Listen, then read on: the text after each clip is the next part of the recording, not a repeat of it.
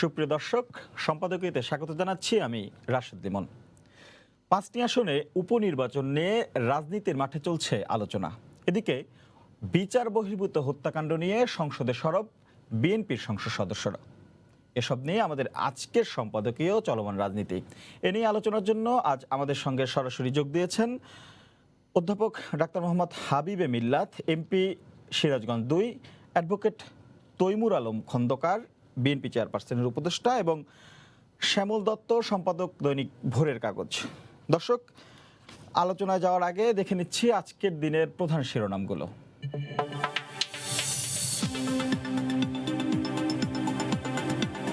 পুরনো ঢাকার ভেজাল বিরোধী অভিযানে মিলল বিদেশি মোড়কে দেশি নকল প্রসাধনী, জব্দ শিশুদের জনসন ব্র্যান্ডের পণ্য, গ্রাহকদের ঠকাতে প্রতারণার ৩ কৌশল। ব্যাংকে সাইবার হামলা প্রতিরোধে ব্যবস্থা নেওয়া হয়েছে, জানালো রেসপন্স টিম। এটিএম বুথের কার্যক্রম স্বাভাবিক করার বিষয়ে আসেনি বাংলাদেশ ব্যাংকের কোনো নির্দেশনা। চট্টগ্রামে সিসিটিভি ফুটেজে শনাক্ত হলো হত্যাকারী, ছুরিকাঘাতে ঢাকার বাসিন্দা নিহতের ২ দিন পরে ৫ জন আটক।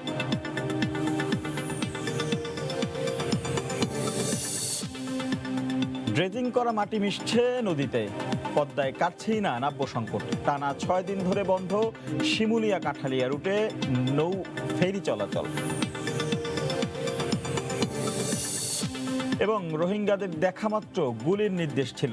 আন্তর্জাতিক অপরাধ আদালতে মিয়ানমারের ২ সেনার স্বীকারোক্তি, উঠে এলো নির্যাতনের ভয়াবহ বর্ণনা।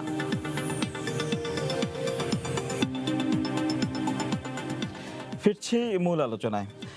শুরুতেই যেটা বলছিলাম, চলমান রাজনীতি নিয়ে আজকে আলোচনা করব। এবং চলমান রাজনীতি বলতে আসলে এখন ঘুরে ফিরে আবারও, যদিও খুব অল্প কয়েকটা আসনেই উপনির্বাচন, ৫টি আসনে উপনির্বাচন হচ্ছে, যদিও তারপরও কিন্তু এই আলোচনার কেন্দ্রবিন্দু এখন রাজনীতিতে কিন্তু এই উপনির্বাচন বেশ খানিকটা প্রভাব ফেলছে। একটা সময় আমরা দেখছিলাম যে বিএনপি বলছে যে তারা নির্বাচনে অংশ নেবে কি নেবেন এরকম একটা দোদুল্যমান অবস্থায় ছিল, যদিও তারা এখন নির্বাচনে ৫টি আসনে উপনির্বাচনে অংশ নেবে বলে জানিয়েছেন। যদিও এরই মধ্যে কিন্তু তারা প্রার্থী দেয়নি, কিন্তু আওয়ামী লীগ কিন্তু এর ২টি আসনের প্রার্থিতাও ঘোষণা করেছে।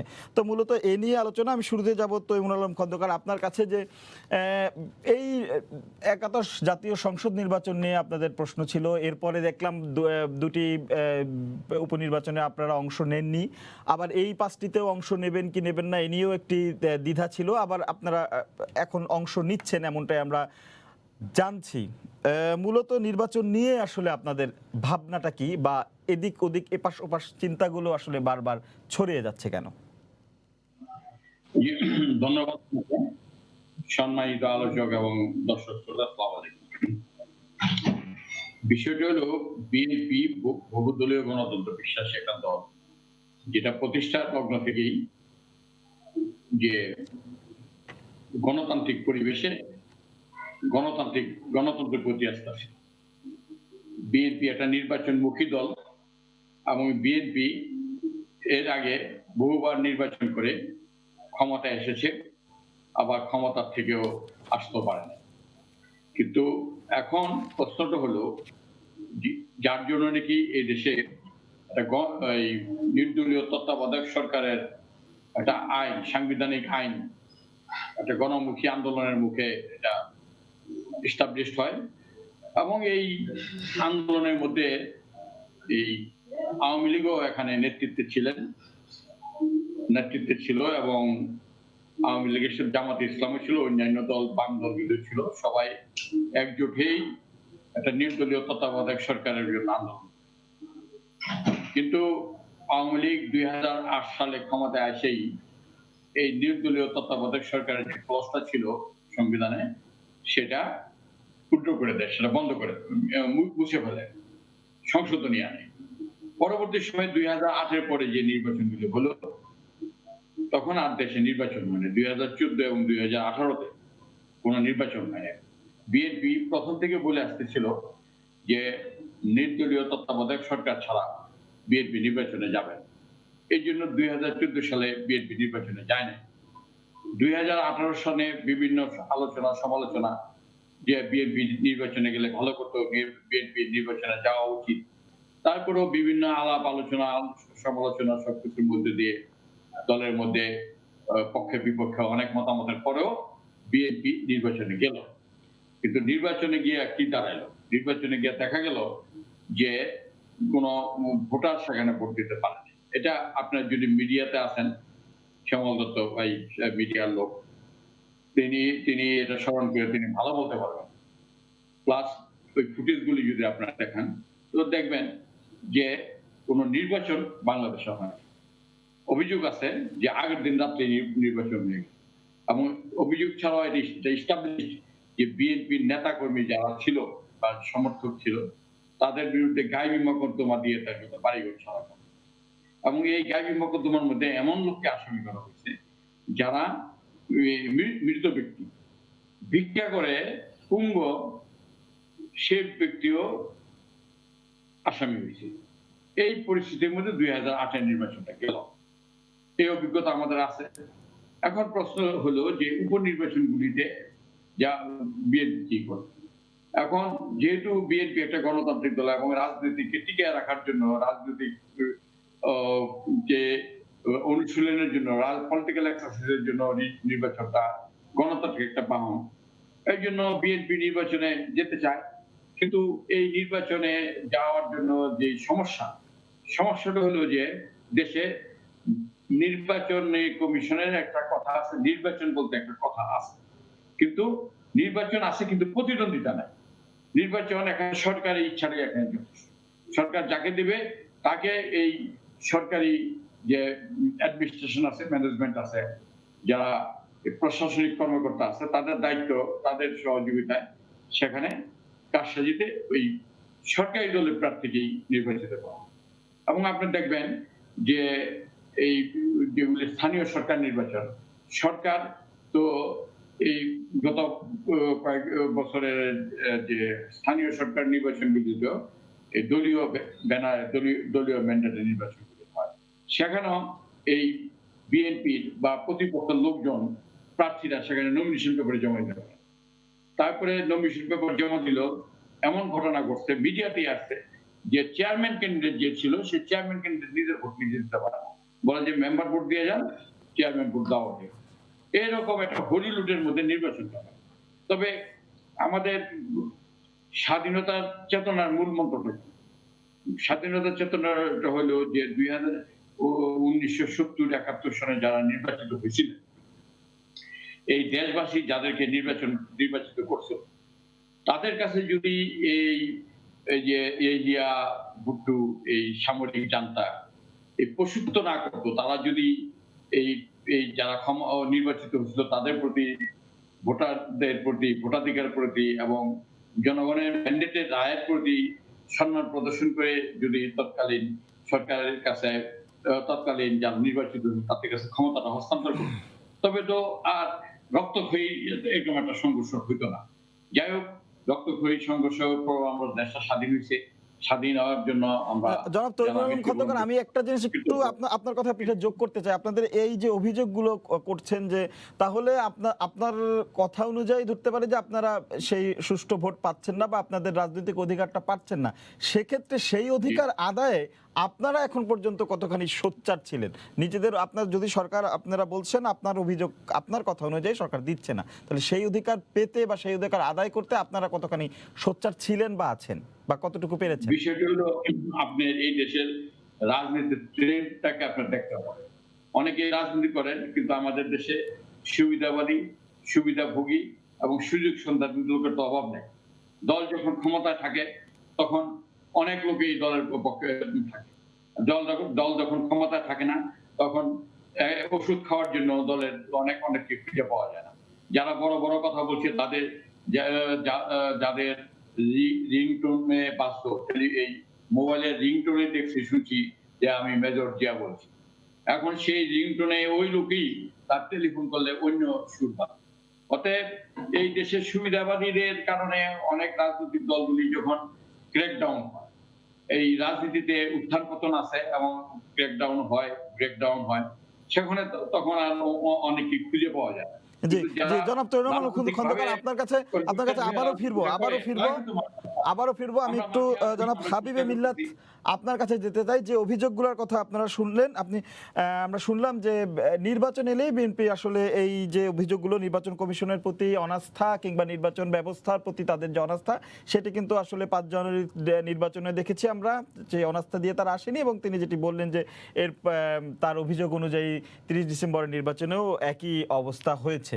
এবং তিনি যে অনুপ্রবেশকারীর কথা বললেন, যে সুবিধাভোগীর কথা বললেন, এর একটি ঝলক কিন্তু আসলে আমরা দেখেছি আপনাদের ঢাকা 18 আসনের যে মনোনয়ন ফর্ম বিক্রির ক্ষেত্রে, যে একটি আসনে 56টি মনোনয়ন পত্র, দলীয় মনোনয়ন পত্র বিক্রি, এটাও কি আসলে একটু মানে খটকা লাগে কিনা? সব মিলে আসলে আপনি কিভাবে দেখছেন বিষয়গুলো? ধন্যবাদ আপনাকে, ধন্যবাদ আলোচক বৃন্দ এবং দর্শকদের। আপনি জানেন বাংলাদেশ আজকে করোনায় 180 দিন পার করছে, অর্থাৎ 6 মাস পূর্তি করলো। প্রথম 8ই মার্চে একজন করোনা শনাক্ত হয় এবং আজকে 6 মাস। এই সময়টিতে আসলে মানুষের পাশে থাকা, মানুষের সেবায় কাজ করা আমাদের রাজনীতিবিদদের বড় ভূমিকা। কারণ হচ্ছে রাজনীতি থাকবে, রাজনীতি সবসময় চলমান একটা প্রক্রিয়া, কিন্তু যে দলটি বা যে মানুষটি জনগণের সাথে থেকে, পাশে থেকে তাদেরকে সহযোগিতা করে, বিপদে আপদে জনগণ তাদেরকে সহযোগিতা করে, সমর্থন দেয়। এবং আপনি যদি দেখে থাকেন বিগত 6 মাসে বিভিন্ন রাজনৈতিক দল এর কর্মকাণ্ড সম্বন্ধে আপনারা মিডিয়ার সাথে যুক্ত, আপনারা সমস্ত কিছুই জানেন। বাংলাদেশের প্রধানমন্ত্রী জননেত্রী শেখ হাসিনা যেভাবে শক্ত হাতে করোনাকে অ্যাটলিস্ট এভাবে রাখতে পেরেছেন, এই জন্য আসলে সত্যিকার অর্থে ধন্যবাদ পাওয়া দরকার। মানুষকে ত্রাণ দিয়ে, মানুষকে টাকা দিয়ে, মানুষকে সহযোগিতা দিয়ে, প্রণোদনা দিয়ে দেশের অর্থনীতিকে এগিয়ে নিয়ে গেছেন, মানুষের জীবন জীবনকে নিশ্চিত করেছেন। কিন্তু বাংলাদেশের অন্যান্য দলকে কিন্তু সেভাবে এই বিপদের সময় পাশে আসতে দেখিনি। এর মাঝখানে গেছে আমপান, তারপরে গেছে একটি উত্তরবঙ্গ এবং দক্ষিণবঙ্গে ভীষণ বন্যা এখনো রয়েছে। এদের পাশে কিন্তু তাদেরকে খুব একটা দাঁড়াতে দেখি নাই। শুধুমাত্র টিভিতে বা ওই সকাল বিকাল সাংবাদিক সম্মেলন করে আসলে জনগণের সাথে, জনগণের পাশে কতটুকু থাকা সম্ভব আমি আসলে বুঝতে পারি না। যাই হোক, যে কথা বলছিলেন 5টি নির্বাচনের কথা, আপনারা জানেন বাংলাদেশ আওয়ামী লীগ ইতিমধ্যেই 3টি নির্বাচনী আসন পাবনা, নাটোর, নওগাঁ এবং ঢাকা ঢাকা 5। 5-এর কনফার্ম করেছে। বিএনপির পক্ষ থেকেও কিন্তু পাবনার নমিনেশনটি কনফার্ম করা হয়েছে এখন, এবং তারা মনোনয়ন ফর্ম বিক্রি শুরু করেছে।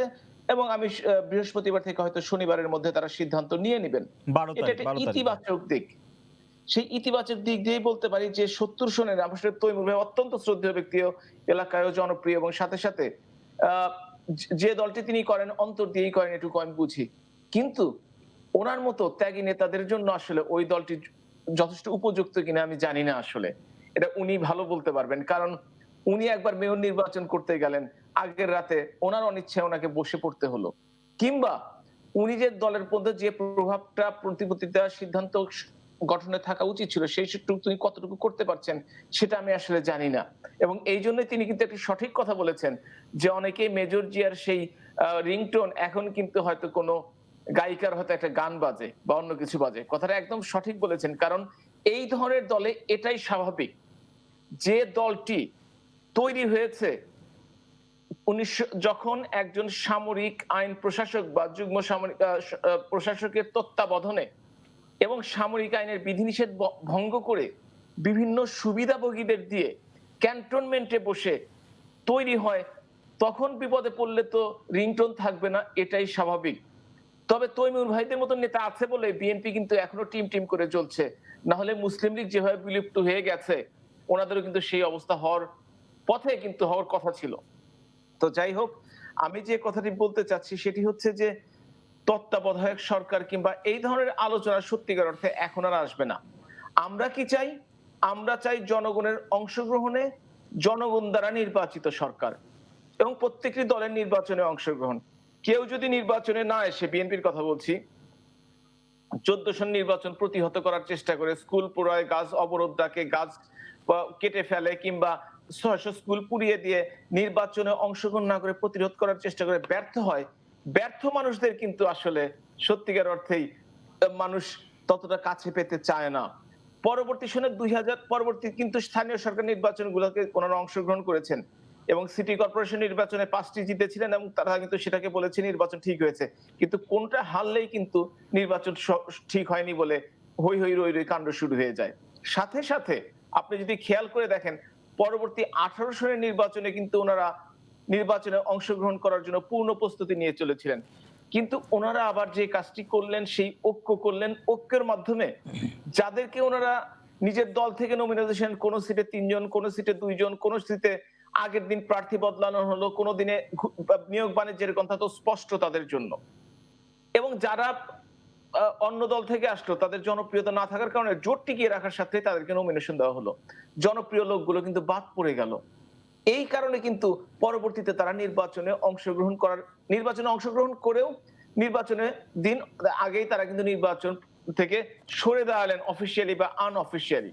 কিন্তু এরপর যদি নির্বাচন সম্বন্ধে কোনো প্রশ্ন থাকতেই পারে, আমাদের দেশে নির্বাচন শতভাগ নির্ভেজাল নির্বাচন হবে সেটা কিন্তু ঠিক নয়, কিন্তু যদি জনগণ সাথে থাকতো বিএনপি বা তাদের ঐক্য জোটের পক্ষে, তাহলে কিন্তু জনগণ পথে নামতো। আমি একটা নির্বাচনী এলাকায় জনগণকে পথে নামতে দেখি নাই 300-র মধ্যে। দ্বিতীয়টি হচ্ছে, আমি শুনেছিলাম যে 300 এমপি ক্যান্ডিডেট নির্বাচন কমিশন ঘেরাও করবে, বিএনপি থেকে কেন্দ্র থেকে বলা হলো। 300 জন নয়, 3 জনকেও আমি দেখিনি আসলে, ইনফ্যাক্ট একজনকেও দেখি নাই। এবং নির্বাচনের পরে যে তারা কোনো সত্যিকার অর্থে, আমি বলি না যে আন্দোলন করে আগুন দিয়ে মানুষ মারুন কিংবা পেট্রোল দিয়ে বাস উড়িয়ে দিন, এগুলোর কথা না, কিন্তু গণতান্ত্রিক আন্দোলনের তো ভাষা আছে, সেই ভাষাগুলো ব্যবহারের ক্ষেত্রেও তারা কিন্তু খুব একটা সফল হতে পারেন নাই। এমনকি তাদের নেত্রী বেগম খালেদা জিয়া যখন ওই অফিসে নিজ অবরোধ থেকে অবরুদ্ধ হয়ে পড়লেন, সেই সময়টিতে 40-50 জন পুলিশ বাড়িটিকে ঘিরে রেখেছিল, মহিলা পুলিশ সহ। সেই সময়টিকেও কিন্তু 5-10 জন লোককে ওই অফিসে আশেপাশে যেতে দেখা যায় নাই। এই ধরনের দলে এই ধরনের ঘটনাই ঘটে, বিপদের সময় রিংটোন চেঞ্জ হয়, দলের নেত্রীকে রক্ষা করতে কেউ এগিয়ে যায় না। আমি শুধুমাত্র বলবো, বিএনপির আজকে অনেক বয়স হয়েছে, 40 বছরের বেশি পুরনো একটি দল, তাদের উচিত গণতান্ত্রিক পন্থায় এসে, যে গণতন্ত্র বাংলাদেশে ফিরিয়ে দিয়েছে, জিয়া রহমান বহুদলীয় গণতন্ত্র দিয়েছে, এইসব আসলে কথা বলে শান্তি পাওয়া যেতে পারে, আত্মতৃপ্তি পাওয়া যেতে পারে, কিন্তু এই স্বাধীন দেশে যারা স্বাধীনতার যুদ্ধে বিরোধিতা করেছেন, সেই জামাত, সেই সমস্ত মানে মৌলবাদী দলকে, আরো একটি মৌলবাদী দলকে রাজনীতি করার সুযোগ করে দেওয়ার জন্য, যিনি দেশে গোলাম আজম, যাকে দেশে ফিরিয়ে আনা হয় সেই সময়টিতে, এতে কিন্তু স্বাধীন বাংলাদেশের মানুষ, স্বাধীনতার পক্ষের মানুষ আপনাদের সাথে থাকতে চায় না। আমি জানি আপনি, যদিও আপনার ব্যাপারে কোনো কথা নাই, কিন্তু আপনাদের কথা বলছি আমি। সুতরাং আমি যেটা বলি সেটি হচ্ছে যে আমাদের অবশ্যই, উনি 70-এর নির্বাচনের কথা বলেছেন, 70-এর নির্বাচন জনগণ ভোট দিয়েছে, ভোটের ক্ষমতা না দেওয়ার জন্য জনগণ সংগ্রাম করেছে বঙ্গবন্ধুর নেতৃত্বে। কিন্তু 14 সন কিংবা 18 সনের নির্বাচনে বিএনপির পক্ষে ভোট করেছে, বিএনপির পক্ষে জনগণ ছিল, বিএনপির জনগণ রাস্তায় নেমেছে, আজকে পর্যন্ত আমি কিছু শুনি। হামলা মামলার কথা হতেই পারে, রাজনীতিতে হামলা মামলা জুলুম একটু একটু থাকে, সেটা যদি কোনো দল মেনে নিতে না পারে, তাহলে তো সেই দলের রাজনীতি করার আসলে কোনো দরকার নাই। তারা সুশীল সমাজের মতো থাকবে, তারা ঘরে বসে কনফারেন্স করবে, এখন যেহেতু ঘরের বাইরে যাওয়া যায় না, ওয়েবিনার করবে, এবং তারা বেশ জ্ঞানীর মতো কথা বলবে, কোনো প্ল্যান দিবে, এই কাজগুলো করবে। আমি শুধু একটাই কথা বলি, বিএনপি আজকে প্রায় 12 বছর এবং 2 বছর, 14 বছর ক্ষমতার বাইরে, 14 বছর। একটি উদাহরণ দিন আপনারা যে বিরোধী দলের থেকে জনগণের পক্ষে, জনগণের স্বার্থে কোনো একটি কারণে আপনারা কোন ধরনের আন্দোলন সংগ্রাম করেছেন জনগণের পক্ষে, একটা উদাহরণ চাই আমি শুধু, কিন্তু দিতে পারবেন না আমি জানি। কিন্তু আওয়ামী লীগের সময় কিন্তু এই 12টি বছরে বাংলাদেশ কিন্তু নিম্ন মধ্যম আয়ের দেশে পরিণত হয়েছে, বাংলাদেশ কিন্তু ভ্যাকসিন হিরো হয়েছে, বাংলাদেশের জিডিপি কিন্তু 7 ক্রস করে 8.1-এ চলে গেছে, বাংলাদেশে কিন্তু মানুষ এখন 3 খাদ্যে সম্পূর্ণ হয়েছে, বাংলাদেশে কিন্তু হ্যাঁ কিছু দুর্নীতি আছে, কিন্তু যে পরিমাণ উন্নয়ন হয়েছে বিগত 50 বছরের ইতিহাসে সেই ধরনের উন্নয়ন কিন্তু হয় নাই। সুতরাং আমরা, আমাদের অবশ্যই কিছু লিমিটেশন আছে, আমাদের সীমাবদ্ধতা আছে, কিন্তু সেই সীমাবদ্ধতা অতিক্রম করে আমরা আমার সাফল্য দেখাতে পেরেছি। কিন্তু আমরা শুধু বিএনপির সমালোচনা করি না, আমরা যখন কথা বলি আমরা সমালোচনা করি এবং আমাদের সাফল্যের কথা তুলে ধরি। কিন্তু বিএনপি বা অন্যান্য দল যখন কথা বলে তখন শুধু আওয়ামী লীগের সমালোচনা করে, কিন্তু নিজেদের সাফল্য দেখানোর জি, মতো কিছু নাই। ধন্যবাদ হাবিব মিল্লাত। আমি ফিরবো আবার আপনার কাছে। আমি একটু যেতে চাই শ্যামল দত্তর কাছে। দাদা, যে বিষয়টি গত কদিন ধরেই আসলে করোনা বলি বা এর পরবর্তীতে বিএনপির রাজনীতিতে অনেকটা আসলে তাদের চেয়ারপারসনের মুক্তির দাবি কেন্দ্রিক হয়ে গিয়েছিল। জাস্ট বেশ কিছুদিন ধরে এই কয়েকটি আসনের উপনির্বাচনকে ঘিরে তারা যখন বিভিন্ন জায়গায় কথা বলছেন, বিভিন্ন ফোরামে কথা বলছেন, তখন কিন্তু কিছু রাজনৈতিক বক্তব্য আমরা পাচ্ছি। এর মধ্যে যদি গতকালকে দেখেছি মির্জা ফখরুল ইসলাম আলমগীর, দলের মহাসচিব, তিনি একটি কথা বলেছেন যে এখন সময় এসেছে রাজনৈতিক পট পরিবর্তনের। এর আগেও তিনি একদিন বলেছিলেন যে যে কোনো মহামারীর পরে একটি রাজনৈতিক পরিবর্তন আসে, সেটা হয়তো এখন সেই সময়। কিন্তু এর প্রেক্ষিতে কিন্তু আওয়ামী লীগের যে সাধারণ সম্পাদক, তিনি কিন্তু ওবায়দুল কাদের কিন্তু বলেছেন যে রাজনৈতিক বা সরকার পরিবর্তন করতে হলে জাতীয় নির্বাচন, অর্থাৎ আগামী জাতীয় নির্বাচন পর্যন্তই অপেক্ষা করতে হবে। তো এই বিষয়ে কিছুটা হলে উত্তপ্ত এই রাজনৈতিক অঙ্গন। পাশাপাশি যেমনটি তৈমুর আলম খন্দকার সব কিছুতেই আসলে সরকারের তাদের আন্দোলন সংগ্রাম বা তাদের যে অধিকার আদায়ের যে কথা তারা বলছিলেন সেটি আদায় করতে পারছেন না, সরকারের চাপের কথাই বলছেন। যদিও হাবিব মিল্লাত বলছেন বিএনপি এখন পর্যন্ত যে জনগণের গণতান্ত্রিক কোনো আন্দোলন গড়ে তুলতে পারে নাই বলেই দলটি ব্যর্থ। শ্যামলদা, আপনার কাছে জানতে চাচ্ছি আপনার অবজারভেশনটা কি? ধন্যবাদ আপনাকে। এটা ঠিক যে যে পৃথিবীতে বিভিন্ন মহামারীর পরবর্তী সময়ে বিশ্বজুড়ে রাজনৈতিক পরিবর্তন কিছু আসছে, কিন্তু তার সঙ্গে বাংলাদেশকে বা বর্তমান বিশ্বকে মেলালে কিন্তু ঠিক হবে না। কারণ বর্তমান বৈশ্বিক রাজনৈতিক প্রেক্ষাপট সেই সময়ের থেকে অনেক তফাৎ। 1917 সালের রাজনীতি আর 2020 সালের রাজনীতির মধ্যে গুণগত পার্থক্য ঘটে গেছে। আবার এটাও ঠিক যে বিএনপি কে শুধুমাত্র এই একটি বর্তমান পরিস্থিতি দিয়ে মূল্যায়ন করাটাও সঠিক হবে না। আপনাকে দেখতে হবে সামগ্রিক অর্থে রাজনৈতিক পরিস্থিতিটা কোন অবস্থায় আছে। আমি গত সপ্তাহে একটা লেখা লিখেছিলাম যে এই মুহূর্তের সবচেয়ে ঐতিহাসিক রাজনৈতিক সিদ্ধান্ত হচ্ছে বেগম জিয়ার মুক্তি। এই কারণেই আমি লিখেছি এটা। আমি মনে করি যে এটা আমাদের রাজনীতির একটা টার্নিং পয়েন্ট হতে পারে যদি উভয় পক্ষ বিষয়টাকে সেভাবে নেয়। এখন এই সুযোগটি করে দিয়েছেন মাননীয় প্রধানমন্ত্রী।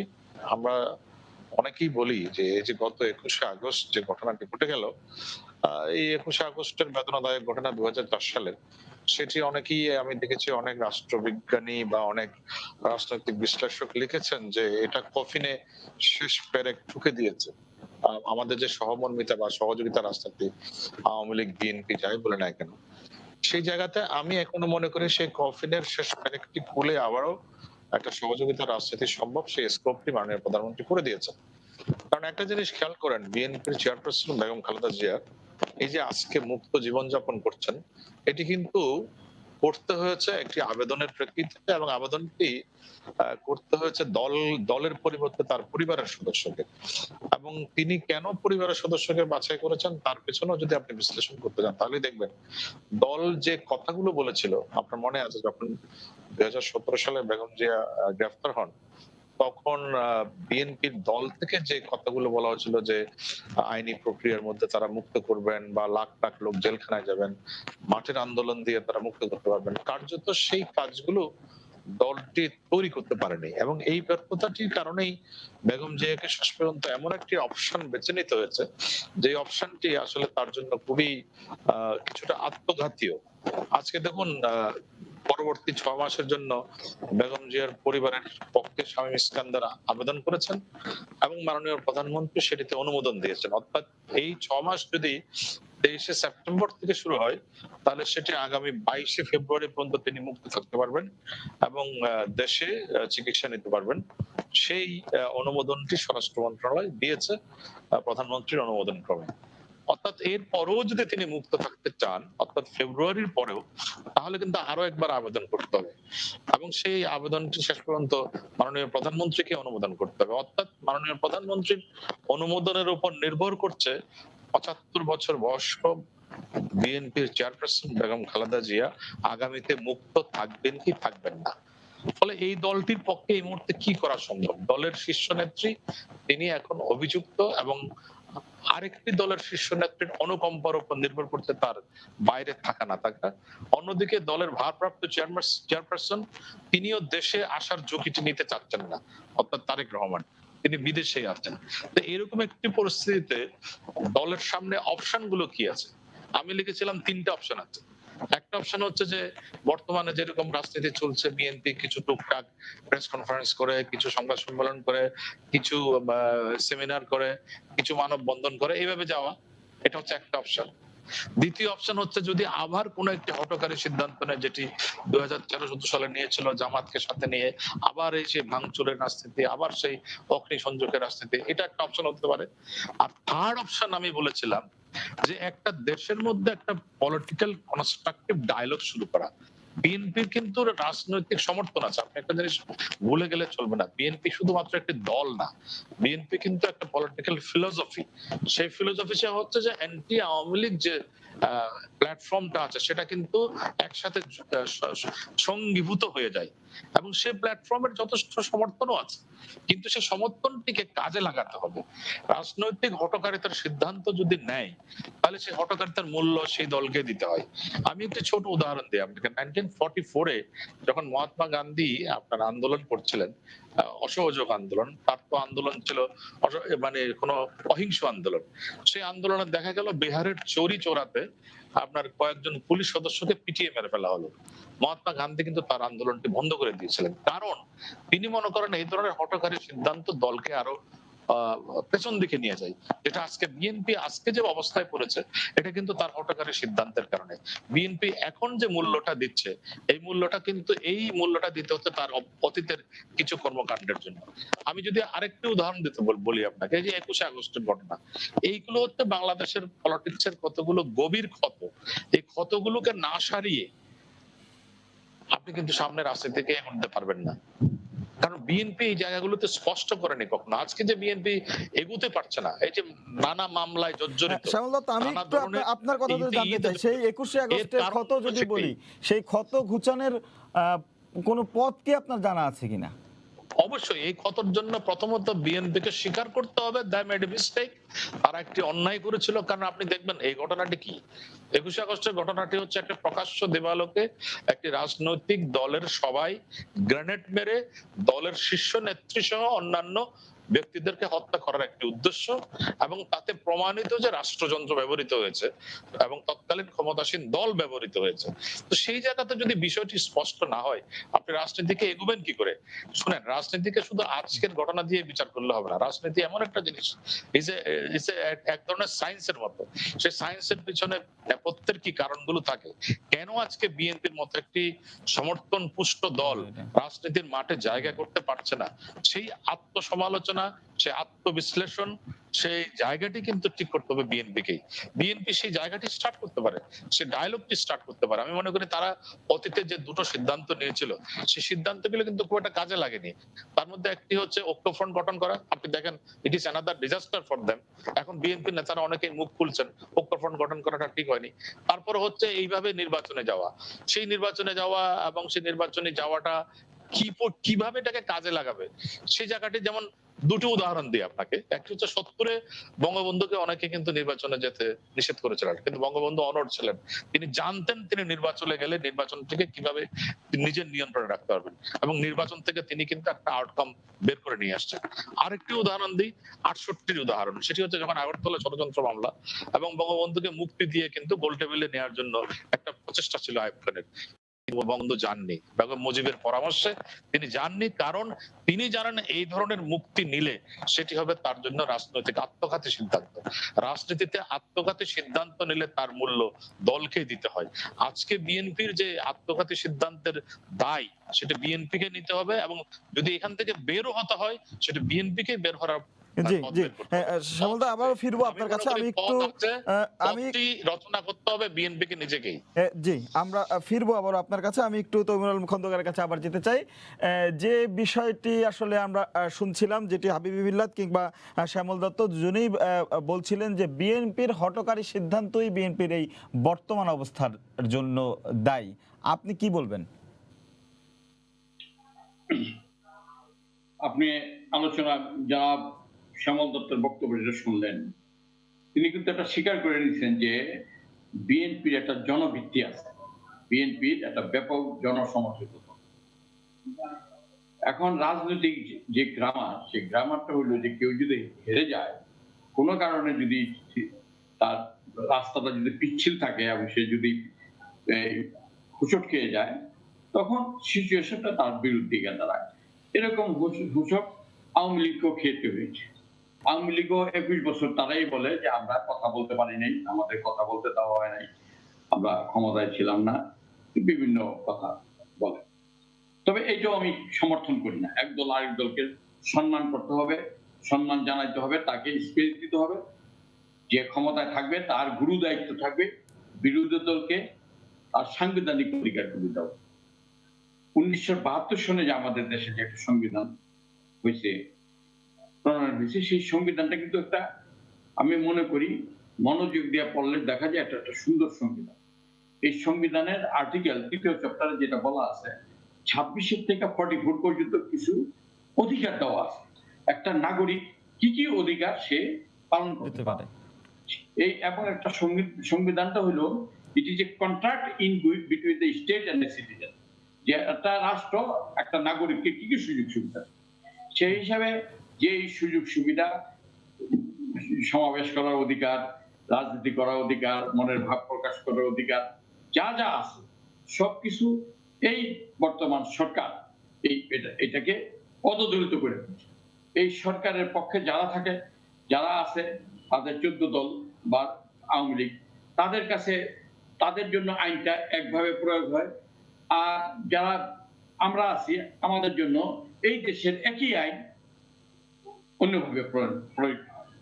এই দেশের একটা গোষ্ঠী আছে, সেটা তাকে বলা হয় আমলা, এবং তারা হলো ব্যুরোক্রেট।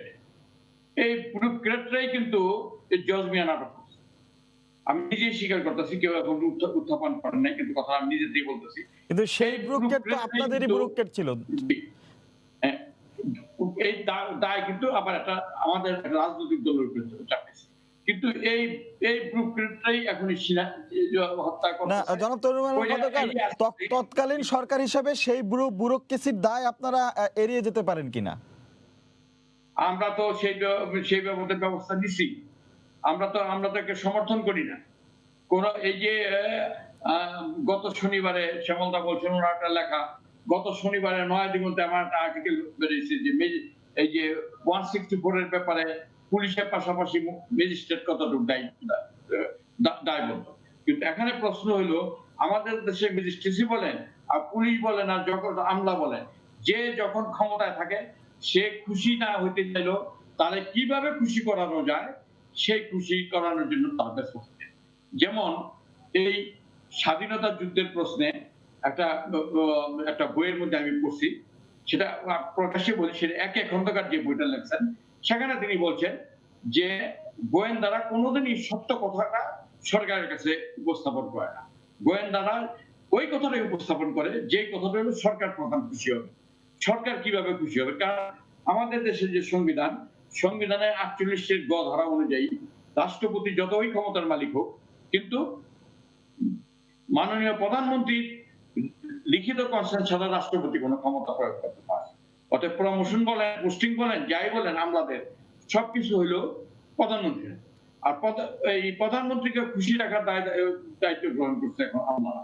প্রধানমন্ত্রী যা ইচ্ছা করে, প্রধানমন্ত্রী যদি মনে করেন হাসে, তাদের এই যে তারা হাসে।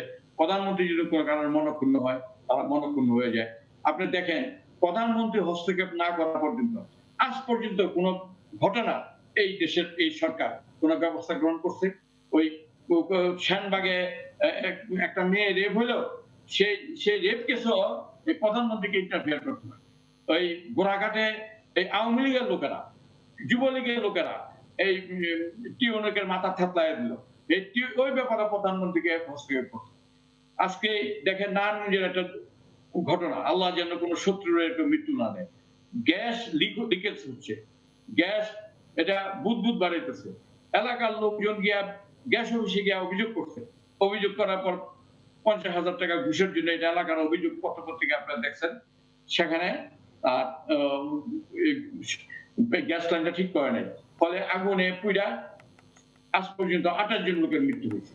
এবং প্রতিটা বিষয়ে এখন এই দেশে এই যেটা হচ্ছে সেটা হলো একক ক্ষমতা থাকার কারণে ইয়েকে জাতীয় পার্টিকে তার বিরোধী দল বলা যায় না।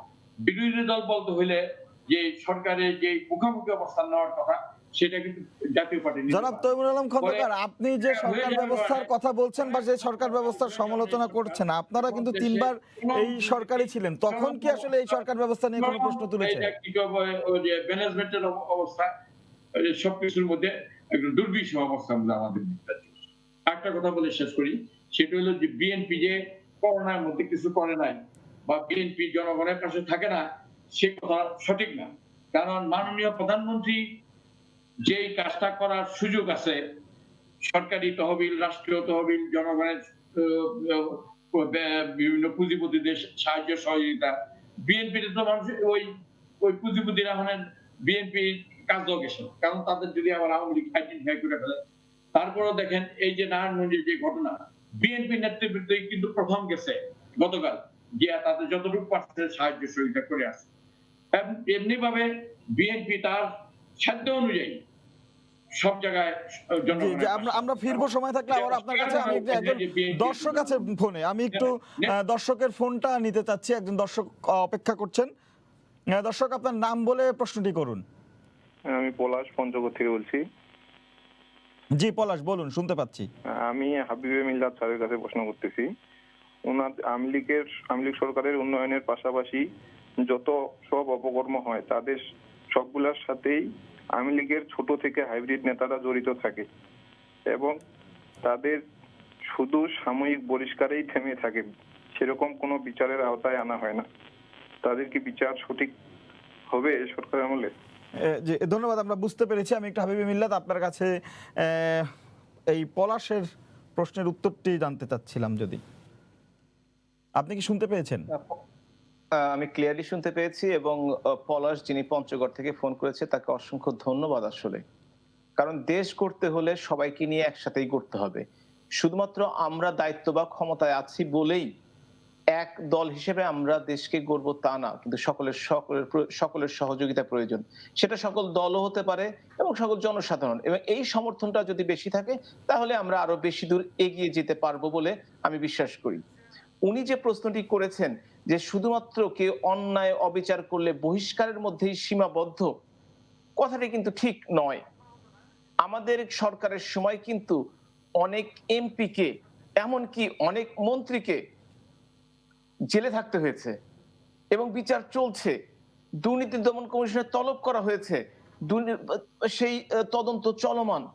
আমাদের একটা ব্যাপার বুঝতে হবে, আমরা যে আইনগুলো নিয়ে চলি সেটি অনেকগুলোই মানধাতা আমলের, যেই আইনের ফাঁক ফোকর গলিয়ে, সব দলের ক্ষেত্রেই বলছি, যে অনেকেই হয়তো মামলাটাকে ধীর গতি করে দেন, মামলাটাকে একটু স্লো করে দেন, কিংবা অনেকে ফাঁক ফোকর গুলিয়ে বেরিয়েও যেতে পারে। এটা হচ্ছে আমাদের দুর্বলতা। আপনাকে একটা উদাহরণ দিচ্ছি আমি, আপনি দেখেন বেগম খালেদা জিয়ার এই যে দুর্নীতির মামলাটি হলো, যে জিয়া চ্যারিটেবল ট্রাস্টের, যে অরফানেজ ট্রাস্টের যে টাকাটা দেওয়া হয়েছিল, টাকাটা পাওয়া যায়নি, টাকাটা গায়েব হয়ে গেছে, টাকাটা মারা হয়েছে, টাকাটা চুরি করা হয়েছে। এটা তত্ত্বাবধায়ক সরকার 2006 সনে মামলাটি করে, 2008 সনে মামলাটি হয়। পরবর্তীতে আপনারা দেখেন এই মামলাটির রায় হয়েছে 2018 সনে। এই একটি মামলা বেগম খালেদা জিয়া 55 বার কিন্তু তিনি কোর্টে যাননি, শুনানি হয়েছে এবং সাক্ষী দেওয়া হয়েছে শত শত লোকের, কয়েকজনের, এবং সাথে সাথে 10 বছর পরে কিন্তু রায় দেওয়া হয়েছে। একটা মামলা যেটা অ্যাকাউন্টে টাকা আসছে, টাকা নেই, এইটুকু প্রমাণ করতে 10 বছর লেগে গেল। এখন আপনি যাদের কথাই বলে থাকেন, সেই হাইব্রিড কিংবা আমার দলের কোন নেতা, বিরাট দল, বড় দল, ক্ষতি, এই ধরনের অন্যায় কেউ না কেউ করতেই পারে, তার সাথে সবাই জড়িত নয়। কোটি কোটি যার সমর্থক, কিছু কিছু মানুষ করতেই পারে, সেটা দায়িত্ব স্বীকার করে নিচ্ছি, কিন্তু তাদের কিন্তু বিচারের প্রক্রিয়া রয়েছে। আমরা ইচ্ছে করলেই কিন্তু জিয়াউর রহমানের মতো মার্শাল লতে যে শত শত দেশপ্রেমিক সামরিক অফিসারদের একদিনে ফাঁসি দিতে পারি না। আমরা ইচ্ছে করলেই কিন্তু কাউকে অন্যায় ভাবে ধরে এনে, হয়তো বা 2-1 জায়গায় ঘটতেও পারে, কিন্তু সবগুলো ক্ষেত্রে ইচ্ছা করলে আমরা আইনের বাইরে যেতে পারি না। বঙ্গবন্ধুর যে হত্যাকাণ্ড, সেই 1975 সনের 15 আগস্টের কালরাত্রিতে, সেটার বিচার পেতেও 40টি বছর লেগেছে, 40 বছরের বেশি লেগেছে আসলে। এবং আপনি একটা কথা চিন্তা করেন, সেটা কিন্তু স্পেশাল ট্রাইব্যুনালে করা হয় নাই, সেটা করা হয়েছে সাধারণ বিচারিক আদালতে, যাতে এই নিয়ে কোনো প্রশ্ন না করেন। মাননীয় প্রধানমন্ত্রী জননেত্রী শেখ হাসিনা চান স্বচ্ছতা এবং সুবিচার, এই জন্যই এই ঘটনাগুলো ঘটছে।